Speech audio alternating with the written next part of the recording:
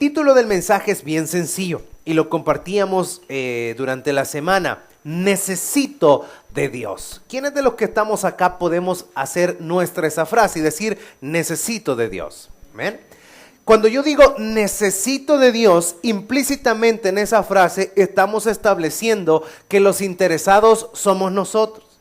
Que Dios, aunque suene feo para muchos y a algunos no les guste, Dios no necesita de nosotros. Nosotros necesitamos de Dios.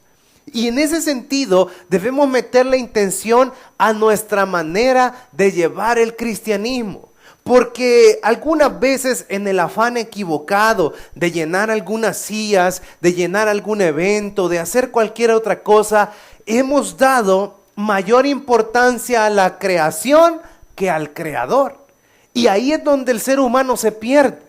Y empezamos a tener ese sensacionalismo que cuando andamos en el mundo hasta nos parece como jactancia.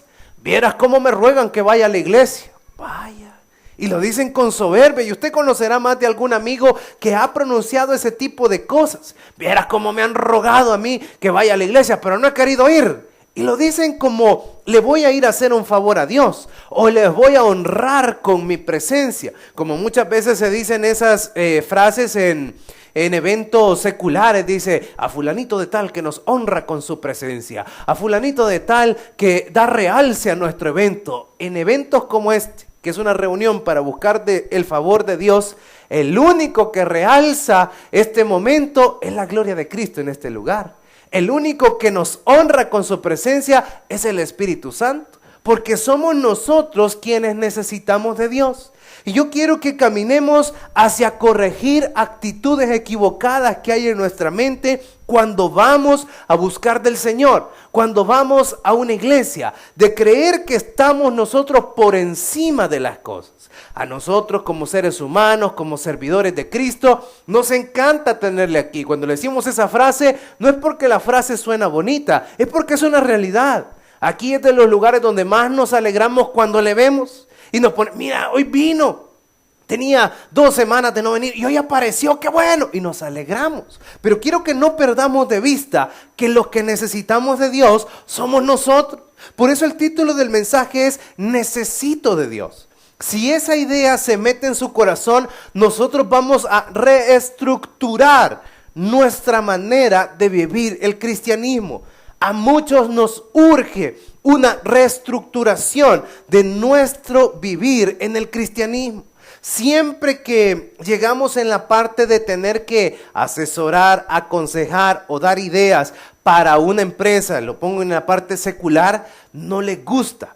Mire, yo creo que usted debería reacondicionar esto. No, aquí lo hemos hecho así por los últimos 10 años y así va funcionando. Mire, pero podría ser mejor. No, aquí así se hacen las cosas. Y si me va a venir a darle vuelta a todo, váyase por donde vino. Y ese encajonamiento produce estancamiento, como en la vida del cristiano. Cuando la palabra de Dios nos aconseja, nos redarguye, es decir, nos confronta o nos exhorta a hacer las cosas diferentes, decimos, no, si yo así lo he hecho, yo así he vivido. Y aquí vienen características que en nosotros no han querido venir evolucionando.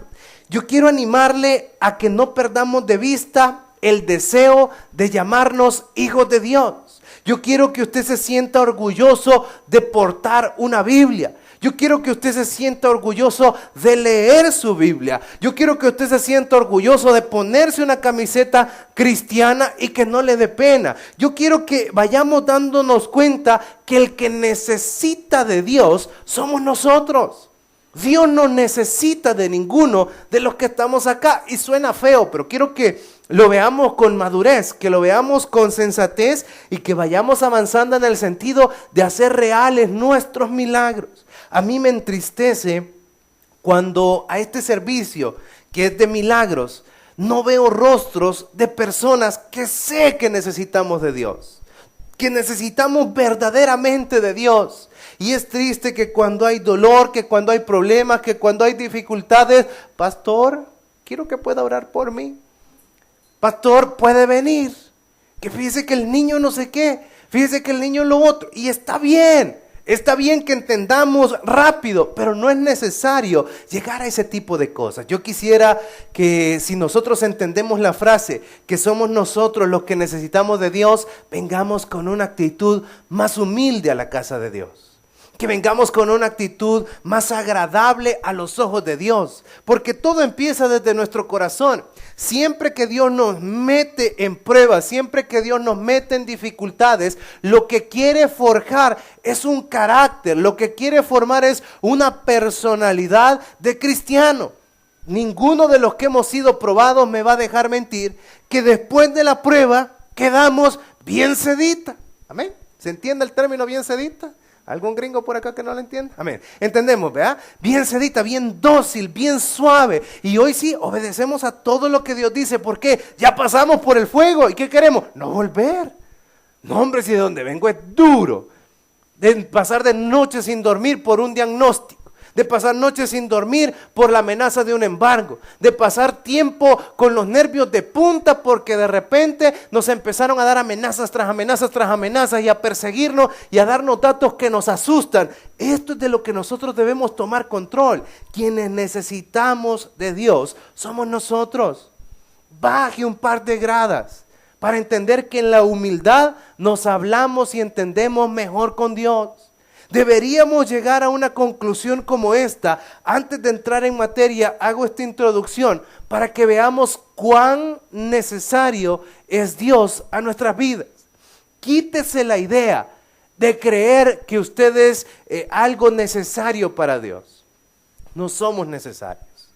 Yo siempre que tengo la oportunidad de predicar, muchas veces incluyo dentro de la oración y le digo, Señor, sé que no me necesitas, pero sin embargo te pido que me uses. Reconociendo que no es nada indispensable, ni mi servicio, ni mi participación, ni nada, sino que es por pura misericordia de Dios que nos permite servirle. Pero muchos de nosotros se nos ha olvidado que Él es Dios y que hay un solo Dios y que de nosotros no depende nada, de Dios depende todo. Que empecemos a meternos en esa idea de cuánta necesidad hay de Dios para nuestras vidas. Que empecemos a ver que no le hacemos un favor a Dios cuando nos sentamos en una silla como esta. No le hacemos un favor a Dios cuando nos ponemos un uniforme para servirle. No le hacemos un favor a Dios con ninguna de nuestras actitudes. Dios ha establecido, para que no nos perdamos, que la mejor de nuestras obras, que la mejor de nuestras participaciones para Él son como un trapo de inmundicia. Es decir, hay dos versiones bien interesantes de lo que significa el trapo de inmundicia. En otras ocasiones lo hemos explicado. Uno de ellos, se lo explico brevemente, se dice que es un trapo que estaba a la entrada de las ciudades y se ponía para que los caminantes al entrar a la ciudad, que venían, lógicamente en aquel entonces no habían Reebok, no habían Nike ni nada, sino que era ese tipo de zapato que producía llagas por caminar las largas distancias, y al entrar a la ciudad estaba ese trapo de inmundicia con el cual se limpiaban los pies, y ahí podía lógicamente encontrar secreciones, sangre de las ampollas explotadas de los pies de los caminantes, tierra, polvo, en fin. Esa era una de las teorías del trapo de inmundicia. Y otra teoría del trapo de inmundicia es que antes, en tiempos bíblicos, no existían las toallas sanitarias. Entonces las mujeres tenían ese trapo, el cual lo colocaban y lo doblaban de cierta forma, lo colocaban en sus partes íntimas y hacía la función de una toalla sanitaria que conocemos hoy en el siglo XXI. Cualquiera de las dos cosas está bien sucia. Cualquiera de las dos cosas no las queremos ni siquiera andar tocando con nuestras manos. Y Dios dice, vaya, sus mejores obras, eso significan para mí. ¿Con qué propósito? No que Dios es un Dios malo, no, con el propósito que entendamos que Él no necesita nada de nosotros. Él hizo todo lo que podemos ver. Él no tiene necesidad de nada de lo que hay en cada uno de nosotros. Él no necesita de sus posesiones. Él no necesita de su cuerpo, Él no necesita de su mente. Nosotros necesitamos de Dios. Y si usted necesita de Dios, debe mostrar una actitud de que usted está bien interesado. Es bien duro cuando usted quiere hacerle un favor a alguien Y este alguien de repente le empieza a poner condiciones. Y uno cuando se molesta de repente le dice, mira, si el interesado sos vos, vení a traerme si querés que vaya. Mira, fíjate que necesito que me prestes 100 pesos, no me los puedes venir a dejar aquí. Vaya, vení a traerme, llévame al banco y voy a ver si me alcanza. Y si hay, entonces lo hace, me invitas a comer. Y uno empieza a decirle, porque el interesado es él. Pero a veces con Dios nos mostramos así, que queremos que Dios nos haga un favor, que se llama milagro, pero queremos que Él llegue a nuestra casa. Queremos que Él no se moleste porque le servimos mediocremente. Queremos que Él no se moleste porque aún pudiendo, venimos tarde y decimos, domingo es para dormir, así que voy a llegar tarde después de las alabanzas. Se perdió la parte que es para Dios. La parte del mensaje y lo demás es para nosotros, pero debemos entenderlo. Si nosotros nos metemos en la mente que somos nosotros los que necesitamos de Dios, nuestra actitud va a cambiar. Si en sus manos está cerrar su negocio, su changarro 10 minutos antes para estar a tiempo en la casa del Señor, le garantizo que Dios lo premia. No, es que no puedo. ¿Y por qué no puedo? Si Dios es más importante que eso, pide al Señor, 10 minutos antes, mándame toda la gente que tenga que llegar. En la mañana, Señor, mándame el trabajo. ¿Por qué? Dios puede hacerlo. Eso no es irresponsable, eso es tener fe y entender cuál es la prioridad de nuestra vida. Nosotros fuimos creados por Dios, ¿para qué? Para adorarle por sobre todas las cosas, no para ser visto por sobre todas las cosas. Si usted tiene un horario que cumplir, no sea irresponsable. No vaya el día lunes. Mire, jefe, los días martes, los jueves y los viernes me voy a ir a las 5. Vaya, toma, pasa ahí a recursos humanos por salud. No seamos irresponsables, pero yo digo en cuanto de nosotros dependa. Si de nosotros depende sacrificar algo para entendernos mejor con Dios, Dios lo recompensa. ¿Por qué? Los interesados somos nosotros. No le hacemos ningún favor a Dios. En este caso, Dios nos muestra con una tremenda enseñanza la realidad de lo que estamos hablando. Dice acá la palabra en el versículo 1 que Jesús se manifestó otra vez a sus discípulos. Ya habían habido 2 apariciones a sus discípulos después de haber resucitado. Las primeras 2 habían sido mientras estaban reunidos celebrando el día de reposo, y en este caso era un tanto diferente.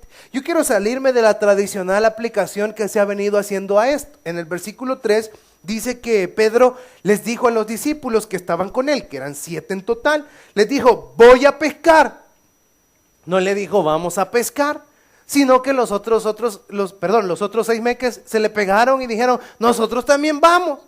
Y acá toma una determinación, y siempre vamos viendo el carácter de Pedro, que era un líder y que la gente lo seguía, y también nos da una idea de la unidad en la cual estaba viviendo la iglesia naciente.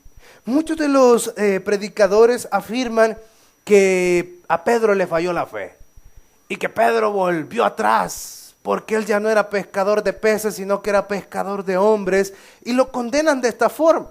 Yo creo de todo corazón, a la luz de lo que el texto nos enseña, ya que si lo sacamos del contexto podríamos afirmar eso, pero viendo el contexto nos damos cuenta que Pedro, al igual que los discípulos, seguía teniendo claridad de su mensaje, pero esto no les quitaba nada que eran personas responsables. Las opciones son múltiples y aquí podríamos especular toda la noche de las razones por las cuales ellos fueron a pescar. Podría ser por no estar de ociosos, podría ser porque necesitaban alimentarse, podía ser porque no querían ser carga para la iglesia o para los colaboradores, y ellos decían, no, hombre, si yo tengo manitas, tengo habilidades, tengo el tiempo, pues me gano esta plata con esto y no tengo que ser gravoso para con nadie más. Como el apóstol Pablo en su momento también lo hizo y dijo, no, yo si puedo trabajar voy a seguir trabajando para no vivir de ustedes. Y se lo dijo a la iglesia de Corinto y los lugares por los cuales anduvo. Ahora, cuando todos estos 7 discípulos dijeron, vamos nosotros también contigo, dice la parte final del versículo 3, y aquella noche no pescaron nada. En los tiempos bíblicos la noche era el momento mejor para pescar. Así se creía, ¿para qué? Para que a la mañana siguiente tenían el pescado más fresco. y la mañana era el comercio. Entonces ellos aprovechaban la noche para pescar y luego irse a las plazas y poner a la venta el pescado súper fresco, recién pescado, recién tomado del mar. Entonces esa era la razón de ser de pescar a estas horas de la noche. Pero aquí empieza a entrar algo interesante. Cuando ya iba amaneciendo, se presentó Jesús en la playa, mas los discípulos no sabían que era Jesús. Dice la palabra que cuando ya iba amaneciendo, se presentó Jesús. Habían pasado un buen rato decepcionados. Habían pasado toda la noche pensando, ¿por qué se olvidó Dios de mí? No se sabe si estaban pescando porque tenían hambre y probablemente en ese momento tenían un gran concierto de tripas ya. Porque todas le estaban chillando y todo lo demás porque no habían pescado nada toda la noche. Y dice la palabra que cuando ya iba amaneciendo se presentó Jesús. Este versículo nos da idea de que Jesús siempre llega a tiempo. No es exhaustiva la palabra de Dios y eso tenemos que tener claro porque habemos muchos que queremos que la Biblia tenga respuestas a detallitos sin sentido. Y yo quiero recordarle que una de las características de la Biblia es que es no exhaustiva, es decir, que no da detalle de cosas que no son necesarias. Ahora, podemos darnos cuenta que los discípulos en este momento no hicieron nada. El relato bíblico no nos comparte que se fueron a orar para que sucediera un milagro. No hicieron nada, simplemente se quedaron ahí, expectantes de la desgracia, de lo que no había sucedido nada, de la escasez, de la calamidad probablemente. Pero Jesús da una señal de amor, da una señal de decirles, nunca han estado solos, y aparece. Y dice que ellos no sabían que era Jesús, probablemente porque la apariencia de Cristo había cambiado después de los azotes, después de la crucifixión y todo lo demás. Con ese cuerpo lacerado es que se andaba presentando. Porque yo quiero recordarles, para que nos demos cuenta que eso fue así, que cuando se le aparece a Tomás, el que no quería creer, le dijo, mete tus dedos en mis costados y en mis heridas. O sea, con el mismo ese cuerpo con el que Jesús fue sepultado, con ese resucitó. Ahora, dice el versículo 5, y les dijo, hijitos, ¿tenéis algo de comer? Le respondieron, no. Más de alguno de estos 7 pudo pensar, qué importuna esta pregunta. Cuando usted tiene problemas de dinero, ¿de qué es lo menos que quiere que le hablen? De dinero. No queremos hablar de dinero porque tenemos un problema con el dinero. Y de repente probablemente usted haya andado en la Bill Street en una semana, mira, no tenés que me prestes 20 pesos, hasta cólera le da. Y que vea que me cara de banco me ha visto que no fregué, que no. Y encendido, ¿por qué? Es un tema sensible, ¿verdad? Es un tema que andamos a flor de piel. No nos gusta que nos hablen del problema que tenemos. Si de repente andamos enfermos, no queremos oír de enfermedades. Y siempre aparece un buen amigo de, mira, ¿qué tenés? Fíjate que me duele la cabeza, pero también siento que la mano. Así se murió un amigo mío, fíjate. Y usted no quiere escuchar de eso porque así somos. El tema anda sensible y nos parece importuno el tema. Y estos hombres habían ido a echar el arte, físicamente hablando, a tratar de pescar. No la lanzaron una, no la lanzaron dos, quién sabe cuántas veces estuvieron lanzando las redes, volviéndolas a recoger, guardándolas, esperando, teniendo paciencia, etcétera, etcétera, etcétera, y no habían logrado pescar ni un solo pez, no habían logrado agarrar nada, y viene alguien que no sabían quién era y les dice, hey, ¿tienen algo de comer? Le ha de haber molestado probablemente. Pero también indica el versículo 6 cierta desesperación, que nosotros debemos bien utilizar la desesperación que podamos tener. ¿Para qué? Para hacerlo con sabiduría de Dios. Dice el versículo 6. Él les dijo, echad la red a la derecha de la barca y hallaréis. Aquí viene algo interesante. En la desesperación estaban dispuestos a seguir consejos hasta de un extraño con tal de ver si algo pasaba. Porque aquí no es que, sí, mi Cristo bendito. No, si la Biblia dice que no lo habían identificado, no lo habían reconocido, pero estaban tan desesperados que siguieron ese consejo. Pero muchos de nosotros, la necedad nos alcanza a tal nivel que aún en momentos de aflicción, que aún en momentos de tremenda dificultad, cerramos nuestros oídos a los consejos o a los consejeros que Dios nos está mandando delante de nosotros. Y acá es donde tenemos que tener claridad para identificar cuando un consejo viene de Dios o cuando viene de Satanás. Porque de repente por una decepción, un amigo le puede decir, mira, vamos a la iglesia, hombre. Allá te va a servir, allá te vas a sentir mejor. Ese puede ser un amigo. Pero el otro, después que usted le cuente su desgracia, le va a decir, hey, vamos a echarnos un par, hombre. Se te va a pasar, te vas a tranquilizar, le va a decir. Y usted puede decir, pues me voy con este o me voy con el otro. Esa parte de saber identificar a quién seguir por nuestra desesperación depende de una relación con Dios. Si usted tiene una relación con Dios porque ha entendido que necesitamos, que somos nosotros los que necesitamos de Dios, vamos a saber identificar cuando una voz es de Dios y cuando no, cuando una persona es de Dios o cuando no. Y en este ambiente usted no tiene que hacerse escéptico. Usted tiene que tener el discernimiento de Dios. De hecho, se establece en la palabra como uno de los dones, el discernimiento de espíritus.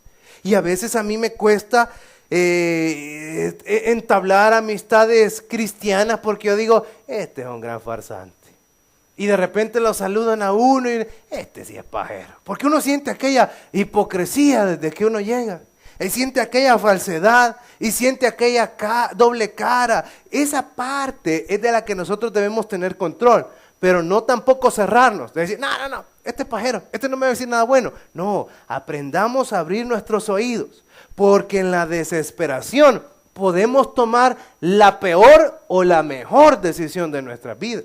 En los momentos donde son decisorios, donde son fundamentales, en los momentos cruciales, es donde hay que tomar decisiones. Y el hombre se equivoca cuando toma decisiones. Mientras usted no tome decisiones, usted nunca se va a equivocar.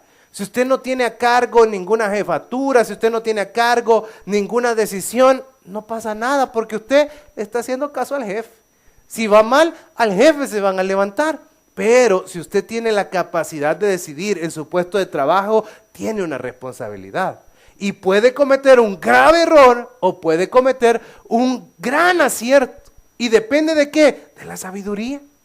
Estos hombres decidieron en la angustia seguir el consejo de este hombre que no habían identificado aún. Y dice la segunda parte del versículo 6. Entonces la echaron, hablando de la red, y ya no la podían sacar por la gran cantidad de peces. Entonces aquel discípulo a quien Jesús amaba dijo a Pedro, es el Señor. Simón Pedro, cuando oyó que era el Señor, se ciñó la ropa porque se había despojado de ella y se echó al mar.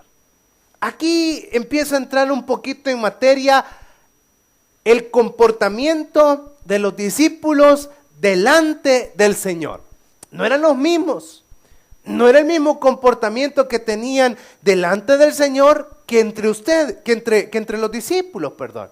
Aquí había cierta aspereza, probablemente en el corazón de alguno. Este maestro nos ha mandado a pescar, ¿por qué quiere que le demos de comer? Y quizás lo vieron que él no podía ir y dijeron, vete señor, a ver qué quiere, porque le demos de comer, pero hagámosle caso, total, no hemos hecho nada, hagámosle caso, él necesita de nosotros. Él necesita que nosotros le vayamos a traer los pescados porque quizás él no tiene redes, quizás él no tiene barca, quizás él no tiene fuerza. Entonces él necesita de nosotros. Pero obedecieron y ese podría haber sido el sentir entre los discípulos. Pero en este momento, cuando probablemente Juan, que es ese discípulo que Cristo amaba, le dice a Pedro y le dice a los demás discípulos, es el Señor.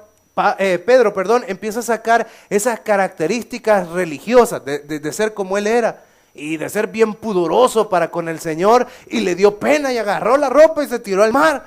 Uno para que no lo viera el Señor y otro para querer nadar y llegar y ser el primero de presentarse delante del Señor Jesucristo. Y dice el versículo 8. Y los otros discípulos vinieron con la barca arrastrando la red de peces, pues no distaban de tierra sino como 200 codos. Los codos tienen aproximadamente una medida de 45 centímetros, así que no estaban muy profundos, estaban bastante cerca. Y dice en el versículo 9, al descender a tierra, vieron brasas puestas y un pez encima de ellas y pan. Jesús les dijo, traed los peces que acabáis de pescar. Lo importante es ese versículo 9, que cuando ellos llegaron a tierra, vieron las brasas puestas y ya había un pez encima de ellas y un pan. ¿Qué quería decirle Jesús? Yo no necesito de ustedes, ustedes necesitan de mí. Porque según ellos le andaban haciendo un favor al Señor, trayéndole los peces para que Él comiera, y Jesús cuando ellos regresan a la orilla les dice, ve, aquí está su desayuno. Yo no necesito de ustedes, ustedes necesitan de mí. Fui yo quien les dio la orden que tiraran la red a la derecha y entonces pescaron esos 153 peces que relata más adelante la palabra. Y eso es lo que nosotros debemos tener claridad. Cristo no necesita de nosotros. Nosotros necesitamos de Jesús. Nunca se desenfoque en eso. Peor hoy que necesitamos un milagro. O con más decisión hoy que necesitamos que Dios haga algo por nuestras vidas. Ese versículo 9, si usted tiene la oportunidad de marcar su Biblia, márquelo. Eso nos da la mejor idea de afirmar con todo el corazón que no es nosotros quien vamos a hacer algo por el Señor. Dios hace todo por cada uno de nosotros. Y dice el versículo 11, subió Simón Pedro y sacó la red a tierra, llena de grandes peces, 153, y aún siendo tantos, la red no se rompió. Jesús empieza a mostrarle su poder. No tenían nada y en ese momento tenían 153 peces. Yo creo de todo corazón que la numerología no se mezcla con la Biblia. Hay cualquier cantidad de teorías de por qué eran 153. Uno dice que 100 representa al pueblo gentil, 50 a los judíos, 3 a la Trinidad. En fin, hay cualquier cantidad de cosas. Pero lo único que sí podemos afirmar es que ahí habían 153 peces. Y era un montón después de no haber tenido nada. Y si en ese momento nos da idea de que la red no se rompía, es porque no eran pequeños, es porque no eran pepescas, amén, porque eso no rompe una red. 153 se los come usted en una sentada con $1 de tortillas, pero en ese momento no era eso, sino que era bastante producto, bastante mercadería, bastante bendición, bastante alimento. En ese sentido, Dios les da una tremenda idea. ¿Por qué? Les dijo que trajeran la red para que vieran, para que lo contaran, para que contabilizaran la bendición que Él les había dado por una sola actitud. ¿Por qué creen que Cristo bendijo a los discípulos, a esos 7 discípulos de esa manera? ¿Alguien que me dé una idea? ¿Por qué? Obediencia. Es todo. La obediencia paga. La obediencia bendice, la obediencia nos da nuestras recompensas. Si ellos no hicieron nada, no le dieron de comer al Señor, Él ya tenía su pez ahí para compartirlo con ellos y pan además. Ya había hecho el fuego mientras aquellos andaban sudando allá viendo cómo agarraban el montón de peces. El Señor ya tenía todo listo para demostrarles, hey, si en algún momento del camino se perdieron, yo no necesito de ustedes, ustedes necesitan de mí. Y eso debemos tener nosotros en total claridad. Prueba que lo confirma es el 12, cuando Jesús les dice, le dijo Jesús, venid, comed. Y ninguno de los discípulos se atrevía a preguntar, ¿tú quién eres? Sabiendo que era el Señor. Vino pues Jesús y tomó el pan y les dio, y asimismo del pescado. Esta era ya la tercera vez que Jesús se manifestaba a sus discípulos después de haber resucitado de los muertos. Si algo debe quedar claro en su corazón, es tener una actitud de yo soy el interesado. A mí me interesa quedar bien con Dios. A mí me interesa buscar al Señor. A mí me interesa por esforzarme por el Señor. Y yo siempre les trato de compartir a los a los servidores, quítese la frase de le voy a echar la mano. No es a mí, es al Señor. Si es Dios quien le va a pagar, no soy yo. Es Dios quien le va a retribuir, no soy yo. Y yo digo, si usted me viene a ayudar a mí, ya la regó. Porque la bendición viene de lo alto, es lo que la Biblia dice. Y eso nosotros debemos ponerlo. Debemos saber identificar a quién servimos y a quién seguimos. No endiose a nadie en su vida. No tenga dioses ajenos, es lo que nos enseñó el Salmo 81, versículos 7 y 9 el día de ayer. Si usted quiere que Dios le ayude, no tenga dioses ajenos. Si usted quiere que Dios le bendiga, no tenga dioses ajenos. Si usted quiere conocer la prosperidad de Dios, no tenga dioses ajenos. Si usted quiere que Dios le sane, no tenga dioses ajenos. Si usted quiere que Dios le bendiga en sobremanera, no tenga dioses ajenos. Porque la diferencia entre todas las demás religiones que existen alrededor del mundo es que nosotros creemos en un solo Dios verdadero, que se levantó y resucitó de entre los muertos para vencer a la misma muerte con gran poder y gran gloria. Y la confirmación de eso es que esta noche le podemos sentir en medio de nosotros. Y de eso nosotros debemos tomar control. Le animo a que se aventure de esta manera. Si va a ser atento con alguien, sea atento con Dios. Si va a ser servicial con alguien, sea servicial con Dios. Ojo, no lo lleve al extremo. No estoy hablando de que nos convertamos en petulantes y demás. No, pero que la mayor intención de hacer las cosas bien sea para con Dios. Que el mayor esfuerzo de agradar sea Dios. Que el mayor deseo de hacer las cosas lo mejor posible sea cuando vayan a ser para Dios. Si usted va a hacer algo en su vida, dése cuenta que hay un termómetro. Yo no sé quiénes de los que están acá siempre llegan temprano a su trabajo. Haga la comparación. A su trabajo siempre llega temprano. ¿Y a la casa de Dios a qué hora viene? Si es día de semana, que hay que trabajar y demás, qué bueno. Pero el día domingo por lo menos. ¿Al trabajo sí? No, hombre, si yo llego antes que llegue la que barre. ¿Y a la casa de Dios? ¿Y a la casa de Dios? No, yo llego antes porque yo soy el que barre. Pero ¿y a la casa de Dios? A mí nunca me han descontado un centavo por llegar tarde. ¿Y si Dios nos descontara todas las bendiciones por venir tarde? No, yo ya soy una persona correctísima. ¿Y en la casa de Dios, cómo es su servicio? Ponga eso en la balanza, porque nosotros necesitamos de Dios. No Dios de nosotros. No nos desenfoquemos en esa parte. Si nosotros logramos enfocarnos correctamente en ese sentido, grandes cosas van a suceder en la vida de sus hijos. Hoy que es un día de milagros, empiece a trabajar con excelencia por la obra de Cristo aquí en la tierra.